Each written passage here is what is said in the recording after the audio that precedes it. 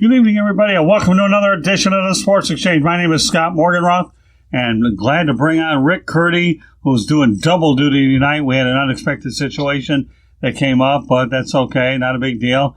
My top pinch hitter is definitely ready for round two, and George Eichorn. Both what they have in common, they're both on the South Florida Tribune website. And how you guys doing tonight? Doing well. Awesome. Thanks, Scott. Hi, Rick. It's good to be on with you. You too. Likewise. Hey, listen, you know what? You're in some pretty interesting company here, Mr. Curti. George Eichorn and I are the ones that started this broadcast back in, the 80s? Right, George? Yeah, we sure did. The Sports Exchange lives on and on. We tabbed up with a guy named Phil Gostella on WBRB. Before that, on WCAR in Garden City. Two suburban areas in Michigan outside of Detroit, and we had a heck of a long run. And Rick, it was a great 6-hour sports magazine on Saturday nights. And the Sports Exchange, I'm so happy that Scott is continuing this great tradition. Yeah, I mean... That's great. That's terrific. We had a lot of great shows together back in the day, didn't we, George? We sure did. We had guests on. We would have experts in their field to be on. Dick Vidal, believe it or not, before he was super big time, Rick, was our basketball expert. Now, really, can you get any better than that? Dickie V? Dickie V. Wow, that must have been exciting. Don't forget, he was University of Detroit college basketball coach, and then he became a Pistons coach. Was he the same way? He was very high charge. In fact, that's probably what cost him. He was too emotional in the NBA. Wouldn't you agree, Scott? Oh, yeah, no doubt about it. High energy is mildly stating the obvious. And yet, I've been able to... I watch him on TV. I'm exhausted just hearing him. Hey, I used to hang out with him from time to time up in Sarasota over at the Broken Egg, and I've gotten some stuff that I did. I rarely ever buy autographs, but some of the things I didn't mind doing it, because the money that I was spending was actually going toward the V Foundation, so I didn't mind spending a little bit of money for a cause like that goes toward cancer research. But yeah, Dick Vitale was with us in the early days, and I've been able to maintain a friendship with Dick Vitale periodically throughout the years. Probably hard to get a hold of him, but I know where to find him out in Sarasota, Florida for sure. So with that said, okay, let's go on. We'll take care of the business at hand. And who knows, George, maybe Rick might want one of your books before it's all said and done. You never know. All right? Yeah, for sure. We'll talk about that a little bit later. You got it. So, well, we're going to talk NBA hoops tonight. No surprise, the Philadelphia 76ers have fired head coach Brett Brown after 7 seasons. Brown record was 221, 344, 12 and 14 in the postseason.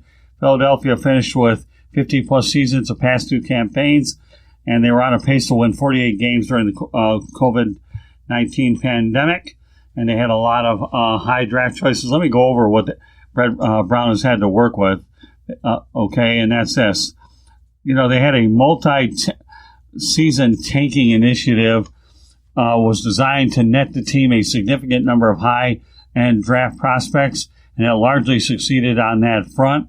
You think about during Brett Brown's tenure, the team had Michael Carter-Williams in 2013, Nerlens Noel 2013, Joel Embiid 2014, Dario Saric 2014, Jahlil Okafor 2015, Ben Simmons, of course, 2016, and Markelle Fultz 2017 as lottery picks, either via their own selections or through draft day trades. So when you look at everything here, okay, and the fact that this team underachieved, let's talk about it. Well, Josh Harris, the owner, obviously put a lot of pressure on Brown, and, it's too bad. I mean, I think he's a good coach. He's caught up in a tough situation. Obviously, he didn't get any kind of break at all in the playoffs, and facing Boston, that is. And you're right, Scott. I mean, they set him up, and Rick, they set Brown up, I mean, obviously to try to succeed by getting all these top draft choices and trying to mesh this team together. But they didn't have very long of a rope for Brown, and obviously he paid the ultimate price by getting bounced in the first round of the playoffs. What do you think, Rick? I've actually never been a big Brett Brown fan. When I saw he got fired, I was like, it's about time. I thought they should have let go of him 2 years ago.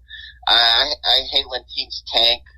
I just think that's such a Bush League thing to do. I mean, it's just like you're going to lose on purpose, and it didn't even work. I mean, they got all those draft picks. Fultz was a massive, massive disaster. Ben Simmons, I mean, he's a great player, but I mean, he doesn't shoot a lot. It just was a disaster, and look what happened. All that tanking and all those great players they got, and nothing ever happened. So it was time that he needed to move on. I thought they should have done it a while ago. And you know what? Mark Jackson's still out there. How he's not in the NBA as a head coach is beyond me. I think Mark Jackson should go there and be the next head coach, and I think he'll do great with the 76ers. Well, one guy that let me just tell you some of the candidates they're looking at. I agree, Rick. I think Mark Jackson should be on the top of a lot of teams' lists, but right now it looks like some of the early candidates, you're looking at Los Angeles Clippers assistant Tyronn Lue is a hot commodity. He looks like he's a Sixers top target. Lue previously served as Cleveland's head coach, taking over midway through the 15-16 season and led the team to its first championship. The 76ers are going to check on the availability of Villanova head coach Jay Wright. Why not? He's in Philadelphia. It's not like he has to go very far to get an interview, but I think that Tyronn Lue is definitely going to be at the top of a lot of wish lists for sure, but definitely a team that overachieved. But when you have those expectations going on there, I know there was a lot of criticism by a lot of players. I'm not surprised that he got axed, and he got axed pretty quick, even though he had a bad draw with Boston. But, yeah, I don't know. 7 years might have been a little bit enough. Well, that was a long time. Like I said, they gave him a long time. They gave him his chance. But let's be honest, fellas. Philadelphia 76ers have been you know what I mean, the black hole of the NBA for a long, long time. They have been a terrible franchise. They've been a sickly franchise, like you said that earlier, Scott. The deliberate losing, obviously. It's just what goes around comes around, and I think Brown is paying the price. And I know what you said about he probably should have got the Ziggy last year, but they gave him one more shot this year. But I really, really think that Philadelphia has the talent. If they stay healthy, I mean, they should be able to obviously contend next season, but being bounced like they were 4 straight is just horrible to accept for Philadelphia's ownership. Yeah, you got to understand, too, the team does plan to give its ex-bench boss the opportunity to coach, Embiid and Simmons before entertaining the possibility of trading either talent. I think they're on target right there. All right, let's go on to the NFL. Okay, and this to me is really something that intrigues me, and that being this, the NFL says there's no new COVID-19 cases among players after 23,000 tests in the last 8 days. I don't know how much stock I really put in that number, but you know what? Let's go over the particulars on this whole thing. All right, you have there were 0 positive COVID-19 tests among NFL players in the latest round of testing conducted between August 12th and August 20th. The league conducted 58,397 tests in that span, involving 8,573 players and personnel. Only 6 results were positive, all from personnel. Overall, 35,137 tests were administered to team staff members, while 23,260 tests were given to players. And we'll continue on here. Individuals who tested positive for the coronavirus were immediately isolated and aren't permitted to travel with the team or access club facilities, the league said. So on Saturday, a testing issue occurred at one of the labs that 11 NFL teams used, resulting in 77 positive tests. The league ran those tests twice, and each was proven to be a false positive. BioReference Laboratory said the issue stemmed from an isolated contamination during test preparation in the New Jersey laboratory. So, all right, Rick, what are your thoughts on this one? Well, I mean, so far, I guess so good for the NFL. I think it's still crazy that they're going to allow fans into the games, and they said they're going to allow fans that everyone has to wear a face mask. Good luck with that, that you're going to force people to wear a face mask, because that ain't going to happen. And so I can see someone easily getting kicked out, and be all over SportsCenter, all over the news. That guy was unable to come to a game without a face mask. So, I mean, so far so good, but I think the NFL is playing a Russian roulette with the fans, I still think something's going to happen during the season. It's just, I mean, like I said, it's such a contact sport. What are you going to do when they're in the huddle? What are you going to do when they're in the locker room for halftime? What are you going to do when they're traveling? So right now, the NFL is like, dancing right now, saying, "See, we're okay," but we'll see what happens during the season. But right now, I guess you can just so far so good. What do you think, George? Yeah, it's kind of hard to believe. First of all, I mean, with all the rampant COVID going on around the nation, that the NFL had this perfect record. It's kind of hard for me to believe, but be what it may, that's what they say it is. All the hats off to them, the NFL, for doing so. But I agree with Rick. I mean, they're not living in a bubble. They're not in a bubble situation. They are going to travel. They're going to get on team planes, team buses. They're going to get in team hotel situations. They are going to, and it obviously is, like you said, Rick, a very close contact sport. I think really basically the NFL is getting by good so far, but I wonder why it's so rampant in college. I mean, I think there's perhaps a lack of discipline we're seeing on the college campuses and with the young teens and the young adults. And for whatever it's worth, I mean, Roger Goodell and the team owners have laid out a plan that thus far seems to be working well. I have to disagree with you, Rick, about the fans. I think I applaud the NFL for trying to at least get some of the fans, even if it's 25 or 30% capacity. I think it's necessary. We've got to start getting some fans at these sporting events. It's just baseball is just so putrid. You get a place like Comerica Park in Detroit with, for crying out loud, they can't even do a fun thing like cutouts of fans, behind home plate. I mean, Detroit, so boring. Are you listening, Mr. Illich? Would you have some creativity there, Ron Colangelo? I mean, for crying out loud, put some faces, put some Detroit celebrities behind the plate, but no, not in Detroit. We have all empty seats.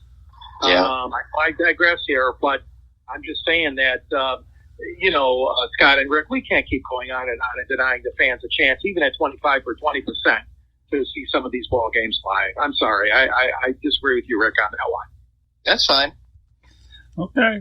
Well, all right. So with that said, to me, I don't know. The NFL seems to be all right now, but talk to me 3 or 4 weeks from now when things get much more difficult because, like you said, a lot more contact, a lot more players involved. To think we could have this many problems with MLB, what's going to happen with the NFL? Okay, we're only in training camp. Mind you, today's date is August the 24th. Okay, August 24th.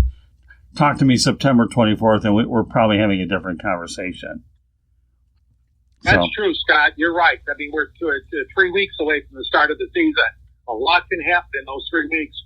I agree. But like I said, doing something right so far, but whether it continues, that remains to be seen. Yeah, I'm a little skeptical about it. I realize right now things are looking good. Of course, the NFL has a ton of money, so they're going to go out there and spend into testing. But money or no money, this disease or virus doesn't care how much money you've got. Negligence, travel.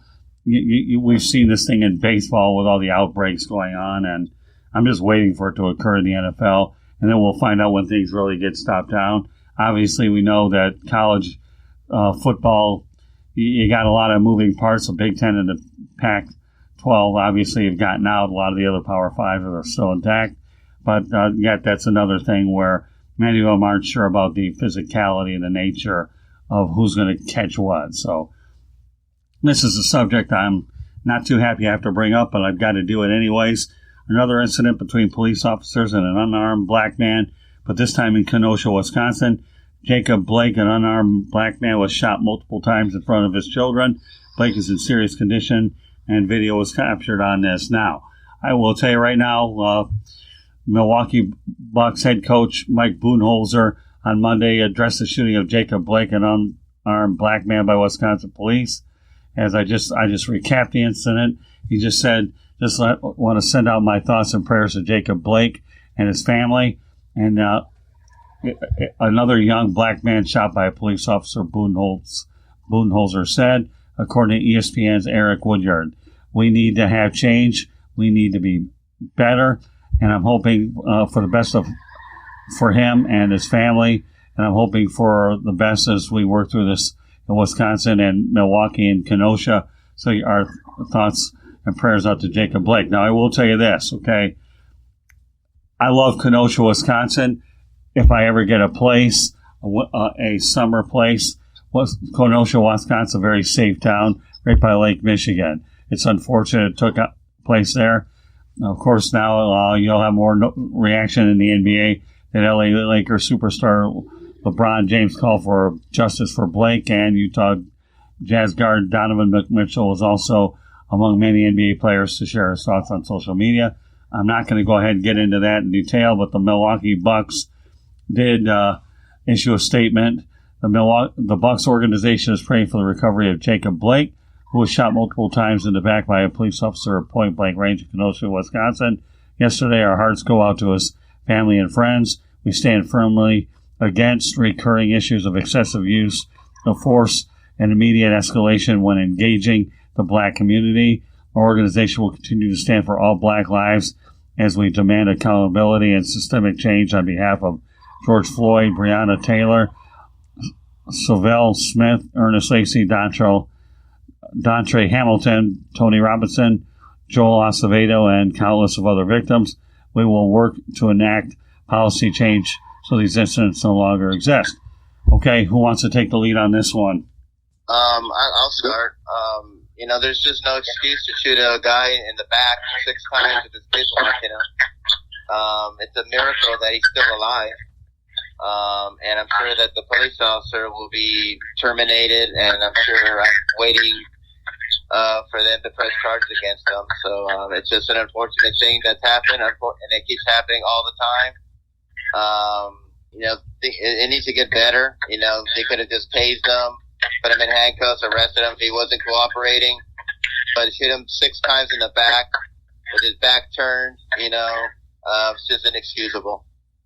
Go ahead, George. Yeah, I want the facts to come out here. Obviously, I feel so bad about what happened to Jacob Blake.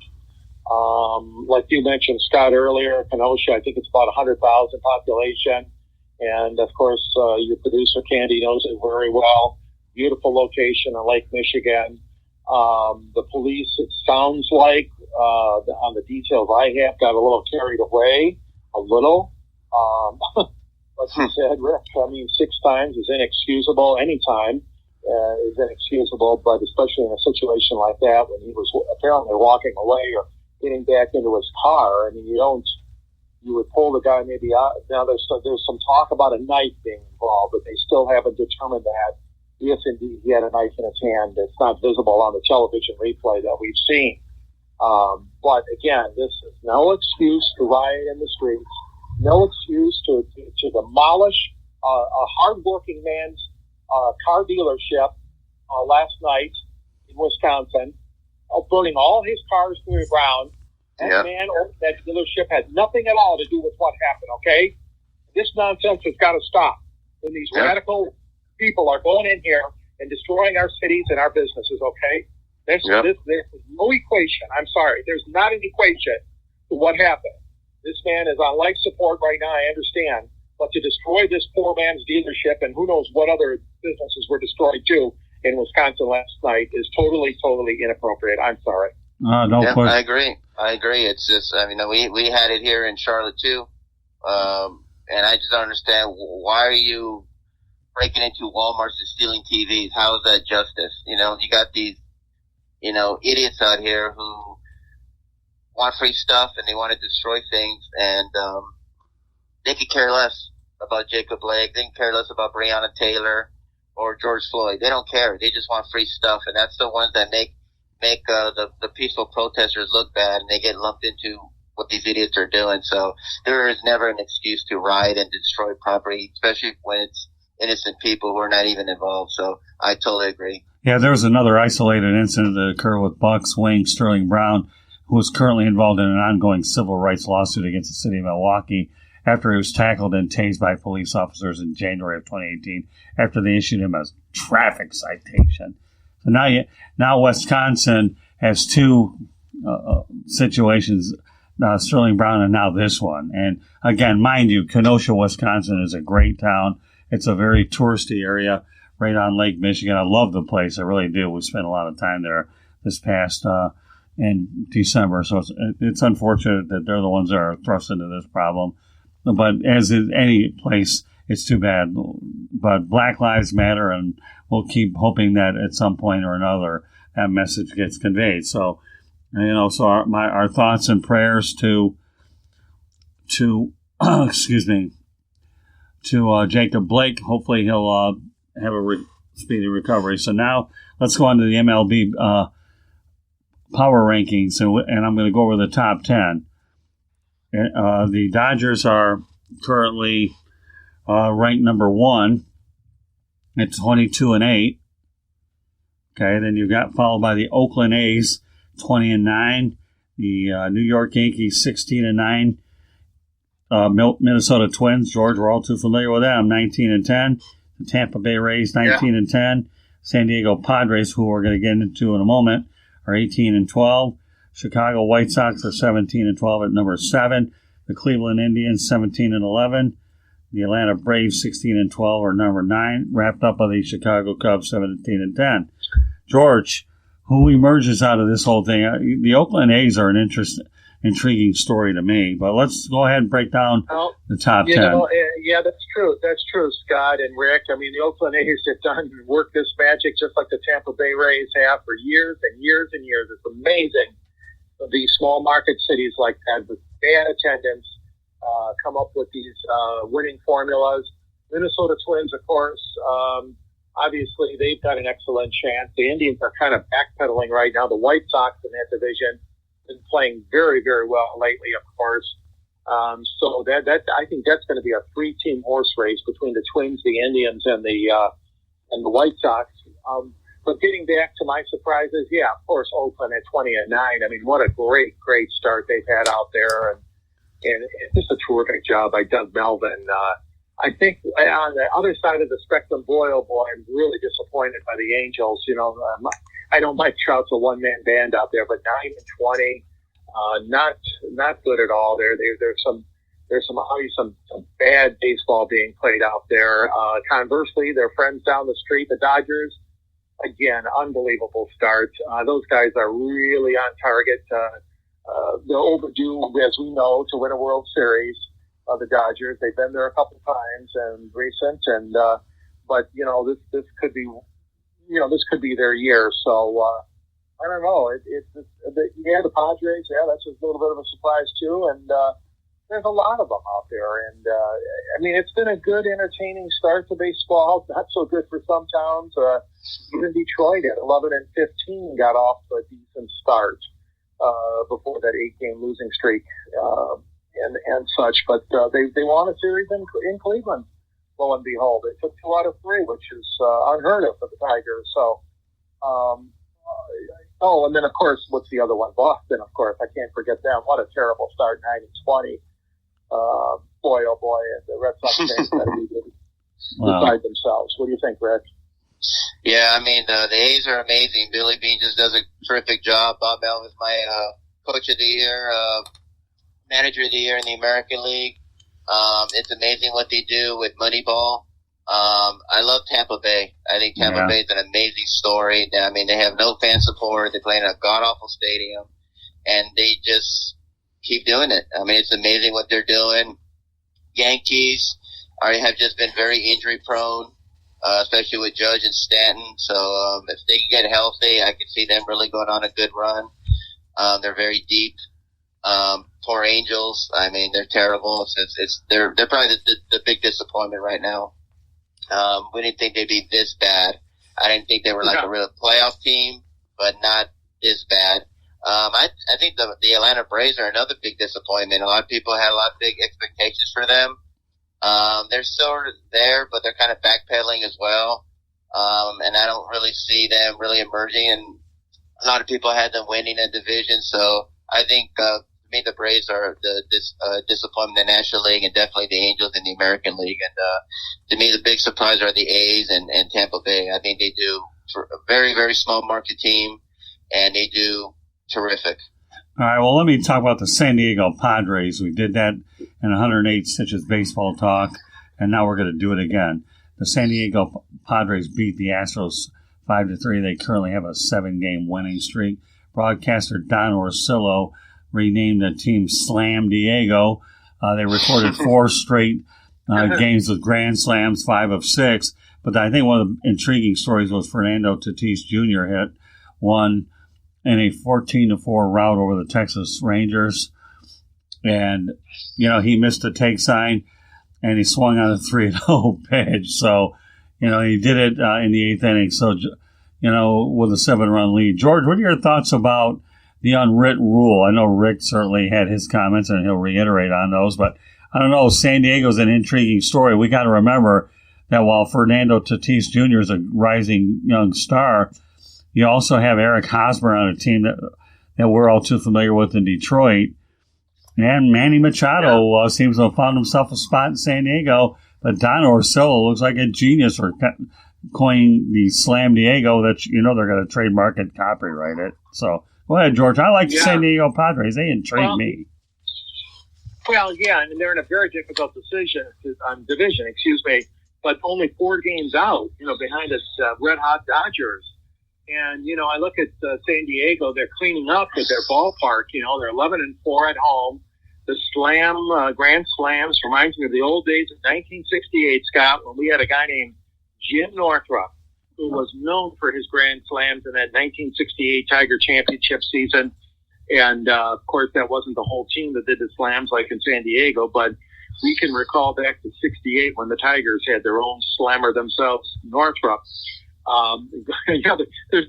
To me, there's not much more exciting. I mean, obviously a no-hitter is exciting, but just offensively is than, to get a grand slam and to achieve what they've achieved, San Diego, setting this new major league record has just been phenomenal. I hope they can keep it up. I mean, they've been talk about struggling franchises for so many years, the Padres, and of course the Tigers beat them in 1984 in the World Series in Detroit in 5 games. But I always had a nice place in my heart, San Diego. That was one of our stops on our honeymoon trip. Me and my wife. It's a great town. And you know what? They've lost so much now. And I digress, but they lost their NFL team, the Chargers, and they have no pro basketball team. They have no pro hockey team in the NHL or NBA. That's all they got is the Padres in the major league level. And I would like nothing better for them to finish second to the Dodgers. Well, I mean, in a bizarre season, why not give the Padres? I mean, it's one thing that we talk about asterisks anyways. Is it really going to matter? But I think the Dodgers are too much. But, yeah, I think the Padres are a great story without a doubt. I mean, they're building a good nucleus, and they don't mind spending money. Sometimes they just don't spend it in the right places, and they have to get rid of guys. But, don't discount the fact that they have a decent tradition with Trevor Hoffman and Tony Gwynn, because those guys certainly, Dave Winfield, I get into a lot of name dropping, but those are some of the players that have played there. Yeah, San Diego's a beautiful area.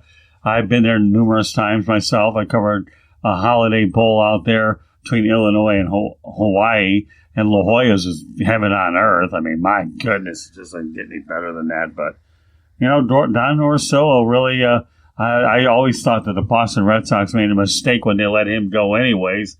But I guess he's not complaining about having the sunshine and a baseball town where he's considered a god. Any more or less than Dwayne Stantz left the Cubs to go to Tampa, and he's an iconic broadcaster in those smaller markets. So, yeah, there's some intrigue there. I mean, who wouldn't be rooting for the Padres? I mean, I actually like their brown jerseys and gold jerseys and all that. Everybody laughs at them, but you know what? When it comes to style and jerseys, they're original. Who cares? I got no problem with their jerseys. I really don't. So, but George, what do you think about unwritten rules? Do you believe in unwritten rules? I do believe in some of them. They should be protected. They should be sacrosanct. Some of the unwritten rules in sports. I mean, there's just there's a lot of hot heads around that'll start fights or arguments. Some of these when these unwritten rules are broken. But you know what? Some of it is good because I think that it carries on a tradition in sports that's not like we see perhaps in other parts of our life or our livelihood. So I'm a proponent of unwritten rules, depending on if, like I said, if everybody wants to follow them. I mean, that's the important thing right there. Well, let me have a footnote about the Padres for a moment, okay? Talk about this weekend's the 7 straight victories. The Padres have a plus 28 run differential, and they're second in the National League, only to the Dodgers. So I don't know. Wow. That is pretty interesting. But they definitely have the hitters, that's for sure. They really do. I think it's just, to me, how do you not root for the San Diego Padres? Go figure. Exactly. Yeah. So they definitely are. They're turning a lot of heads, and that's for sure in the major league so far. And it's going to be an exciting run down the stretch run. I mean, and there's a lot of good teams out there that are still in contention, and obviously that makes for exciting baseball. The expanded playoffs, all of that's going to be well and good, provided again they can get through the COVID season. Yeah, no, I mean, to me, I think it's just it's a refreshing story when you see a team like them do exactly what they do. And, yep. I just think, to me, say what you want about unwritten rules, but as David Hodges mentioned earlier, said, you play to the end. Now, I got to tell you, few people realize, but the Padres have a rookie manager named Jace, Jayce Tingler. So you talk about a relatively unknown commodity. The Padres, you won't know about them now, but by the end of the year, Jace Tingler might find themselves to be a household name for sure. So what do you? You're right. This season here is known for a lot of the oddities, that's for sure. So, George, you alluded to the Detroit Tigers and the Cleveland Indians. They had that 20-game losing streak to the Indians. How relieved were they back in Detroit that they didn't get a record that they didn't want? Oh, they were very, very excited about it. I mean, Matt Shepard is, the Tigers' new play-by-play man, replacing Mario Impemba a couple of years ago. And you talk about excitement. He and Jack Morris, I believe, called the broadcast from Cleveland. The Tigers really, they spotted Cleveland's early lead and then came back to win that game to end that miserable, Scott, 20-game and Rick, that 20-game losing streak the Tigers had to the Indians. And then to be able to come back yesterday and win again to take the series was quite impressive. The Tigers are not, they're not really contenders right now, and they are having a tough time with the Cubs last I looked tonight. So the Tigers obviously are back home now, and they're facing the Chicago Cubs for the next 3-4 nights. But it's not. I believe it's 6-3 now. Yeah, top of the eighth, Cubs 6, the Tigers 3. That being said, the Tigers are still getting a lot of press here. Of course, we only got the Tigers and we got the Lions training camp in Detroit, and that's about it as far as the major sports here. With no Pistons basketball, no Red Wings hockey, and literally no U of M and MSU football. So it's a really dry bone situation, Scott and Rick, in Detroit. So anytime the Tigers can grab some headlines and grab some victories, the people here are obviously very excited. All right, one other thing I want to mention, and Rick, you can once again voice your opinion on that, and then we'll get ready to wrap this bad boy up. Joe Jimenez, George, or Jimenez, to me, Ron Gardenhire probably has to be at his wits' ends about him right now. Yeah, he came on strong at the beginning, okay. He started out pretty good, guys. He got racked up with 5 or 6 saves, be among the league leaders. But I tell you what, the bottom is just falling out for Joe Jimenez. Again, this is the closer that they've been grooming for so many years here in Detroit. And, to have him look the way he is, so ineffective right now in that saver role, closer role, has got to be a major concern, like you said, to Ron Gardenhire, the manager, and Al Avila, the general manager, right now. Actually, Buck Farmer deserves to be the closer right now, or those other kids that he's got in the bullpen that have done a good job. Gregory Soto and is it Cisneros? They've got a couple of guys that have been more effective than Jimenez, obviously, in the bullpen. Yeah, they'll probably get their opportunities. Rick, why don't you give me your thoughts on that long losing streak? And then we're going to mention one more thing here that I think George Eichorn will definitely get a kick out of. Believe me, will he ever? And then we'll wrap it up. All right. Well, it's about time. There's just some teams that just have your number. I remember Terry Pendleton when he would play. He had fits with Ken Hill for some reason. Ken Hill was an okay pitcher, but Terry Pendleton just couldn't.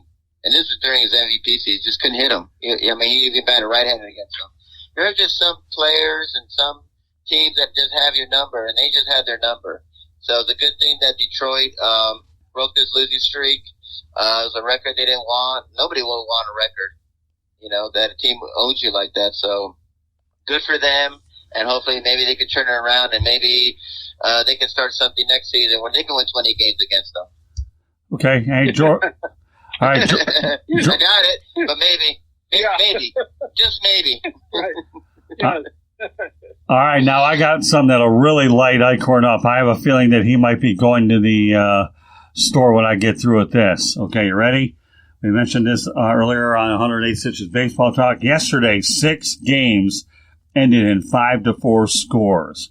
Get that. 6 games ended in 5-4 scores. So what I did is I sent Candy out to the store and got a lottery ticket with 654 for the 3-digit.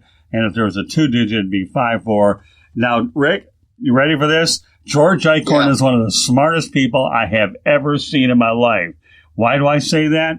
Because this guy here is born on leap year. Okay, February 29th, and he used to go ahead and take advantage of Bill Naps and get discounts on not only February 28th, but March 1st. Go figure. What do you think of that, Rick? Is that smart or what? Wow.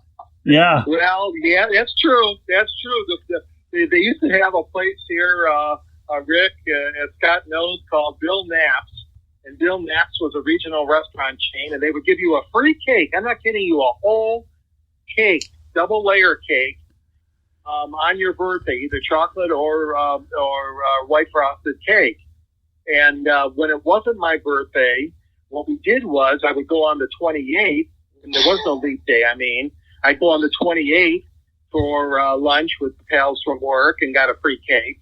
Then on March 1st, they let me go either day. So I would go back on March 1st, get another cake with a different set of friends, and then at night I would go with my wife and daughters on March 1st to a different Bill Naps and get my third cake.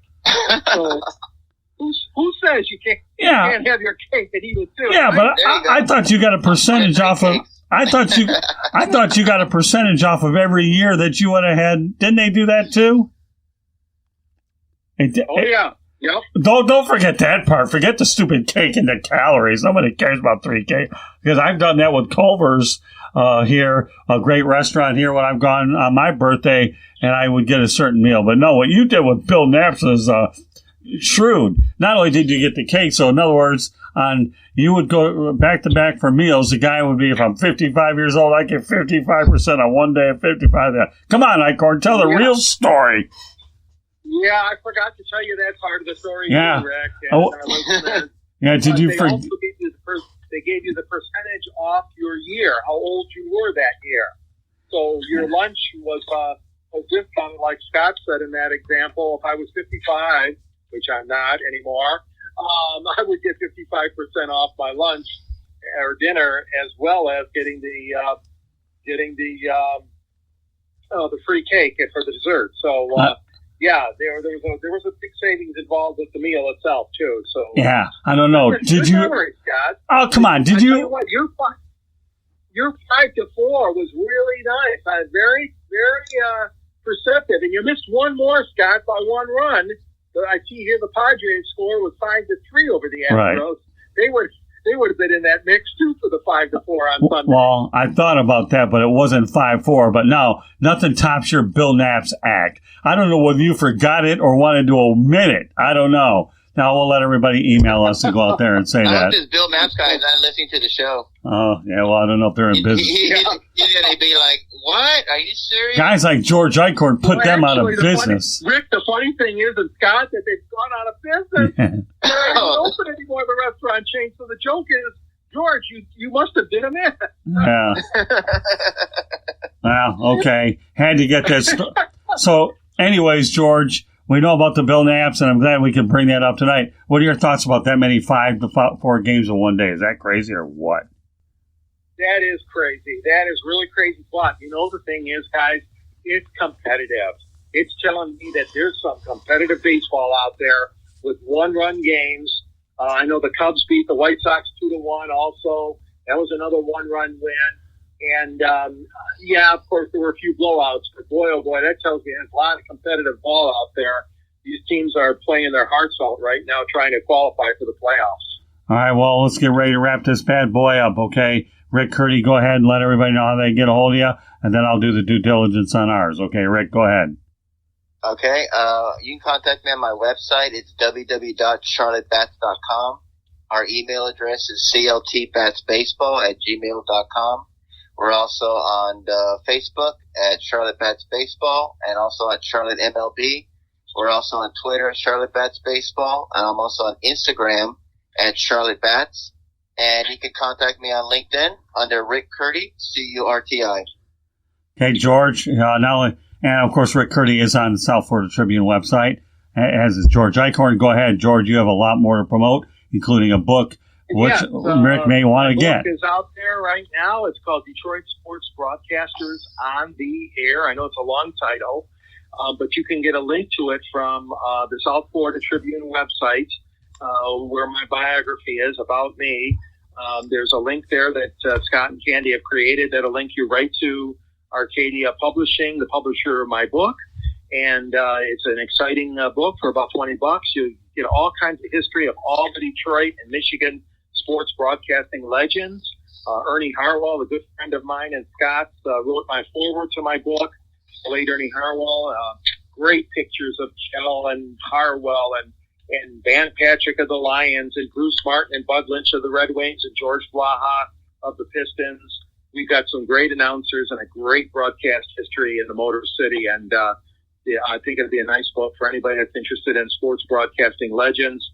And you can reach me on Twitter at DSBA2. At DSBA2. Or you can email me at geichorn@yahoo.com. Yeah, and also I'm in there with Jimmy Connors and Muhammad Ali. With that said, in that book, great purchase for anybody looking to get a feel for what Metro Detroit was all about. As far as we're concerned, you're listening to the Sports Exchange. You can find this broadcast at Apple Podcasts, at Spreaker, at Spotify, at iHeartRadio, Google Podcasts. So you can find it once again on Apple Podcasts, Spreaker, Spotify, iHeartRadio, Google Podcasts. Do tend to go a little fast, so what do you expect? Motor City means fast in my eyes, okay? Or wherever you get your podcast. In terms of social media is concerned, you can reach us at Tribune South, Facebook, South Florida Tribune, Instagram, South Florida Tribune. We have a YouTube channel, which will be doing a lot more of these broadcasts on. Please subscribe to that with South Florida Tribune. And our website, www.southfloridatribune.com.